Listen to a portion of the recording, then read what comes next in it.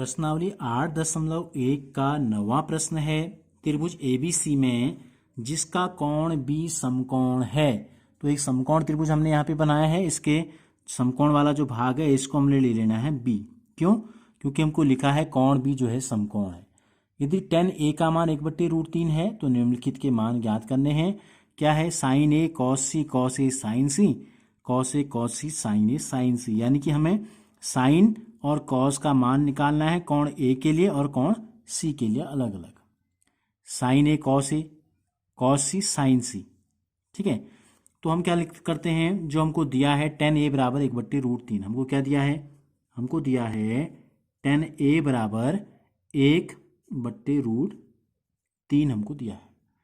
तो देखो tan a में क्या होता है, tan का जो मान होता है, भुजाओं का जो अनुपात होता है, ये होता है आपका लंब बट्टे आधार। तो लंब बट्टे आधार का जो अनुपात है ये दिया है हमको 1/√3।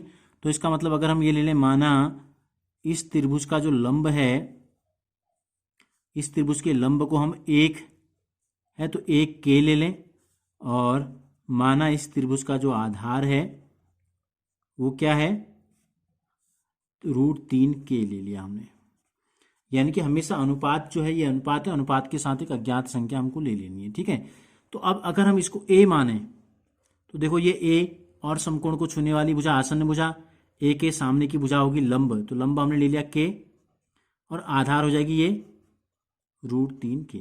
तो हमको साइन a कॉस से साइन सी कॉस सी इनके मान निकालने के लिए हमें क्या करना होगा, इसको c ले लेते हैं, हमें करने की जरूरत होगी। तो समकोण त्रिभुज एबीसी में पाइथागोरस प्रमेय हम लगाते हैं।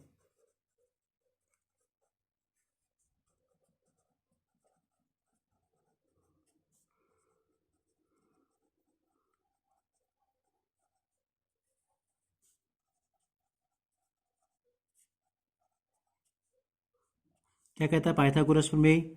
समकोण त्रिभुज में जो सबसे बड़ी भुजा होती है, कर्ण का जो वर्ग है, वो समकोण बनाने वाली दो भुजाएं शेष दो भुजाओं के वर्गों के योगफल के बराबर होता है। तो ए बी का मान कितना है, √3 के है, तो √3 के का वर्ग हो जाएगा, धन की जगह धन, और बी सी का मान है के की घात 2।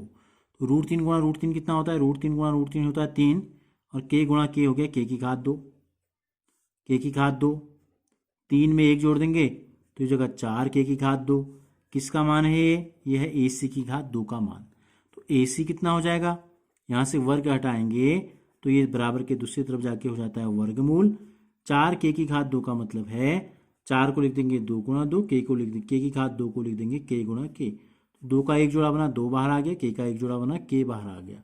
तो यानी कि हमको ए सी का मान पता चल गया कितना है, ट्वाइस के है। अब देखो हमें एक बार क्या निकालना है, साइन ए कॉस ए और साइन सी कॉस सी, जो यहाँ हमको मान है, देखो sign A cos A sign ए। तो ए के लिए हमें साइन और कॉस का मान निकालना है, और सी के लिए साइन और कॉस का मान हमें निकालना है। तो पहले हम यहाँ लिख लेते हैं कोण ए के लिए, कोण ए के लिए, कोण ए के लिए क्या, कोण ए के सामने की भुजा होगी लंब, यहाँ लिख लिया हमने कोण ए के लिए। कोण ए के लिए क्या है, ये ए के सामने वाली भुजा लंब है, तो लंब जो है ये हो गया हमारा के। और कर्ण क्या होगा, या पहले आधार ले लेते हैं, आधार हो जाएगा समकोण बनाने वाली दूसरी भुजा आधार हो गई, यानी कि √3 के, और सबसे बड़ी भुजा हो गई आपकी कर्ण 2 की। ठीक हो गया। तो कोण ए के लिए हम क्या निकाल लेते हैं, साइन ए और कॉस ए का मान निकाल लेते हैं। साइन ए का मान होता है आपका लंब बट्टे कर्ण, साइन ए होता है लंब बट्टे कर्ण।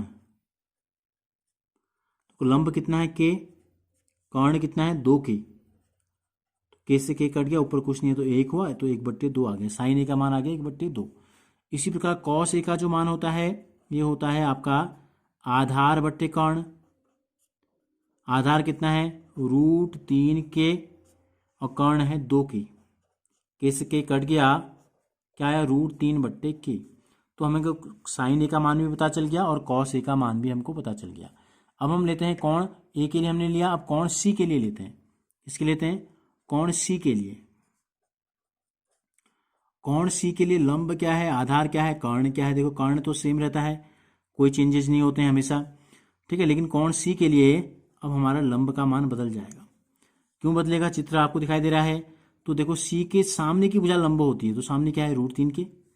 ये भुजा जो समकोण और इस कोण को छू रही है आसन्न भुजा यानी कि आधार हो गया, तो आधार हो गया के, लंब हो गया √3 के। तो लंब की जगह लिख देंगे √3 के, आधार हो गया हमारा के, और कर्ण वही रहेगा 2 के। तो क्या निकालेंगे अब? कोण सी के लिए साइन सी का मान निकालेंगे। साइन सी का मान होगा, तो भुजाओं का अनुपात तो वही रहेगा, लंब बट्टे कर्ण, लंब बट्टे कर्ण, लेकिन लंब यहां अब आ जाएगा √3 के, और कर्ण है हमारा 2 के, 2 से 2 कट जाएगा, तो साइन सी का मान आया √3/2।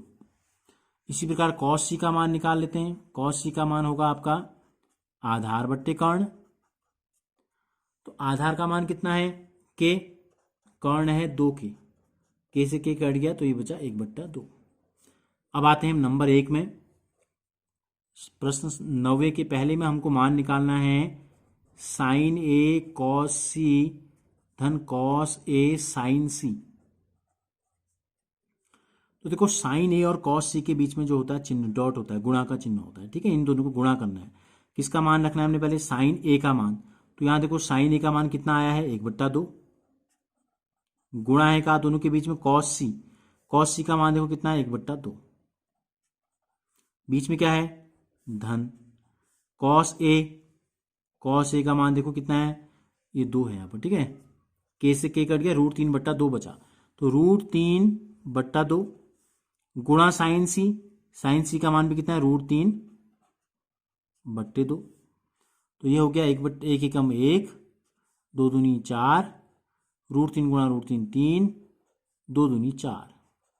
दोनों के हर एक जैसे आ गए, तो दोनों के हर समान है, तो अंश आपस में क्या होते हैं? जुड़ जाते हैं। तो क्या हो जाएगा? 3 में 1 जोड़ेंगे, 4/4, यानी कि 1 मान आ गया। 4/4 का मतलब क्या है? 1 आ गया। ठीक है, अब इसी के दूसरे में हमसे पूछा है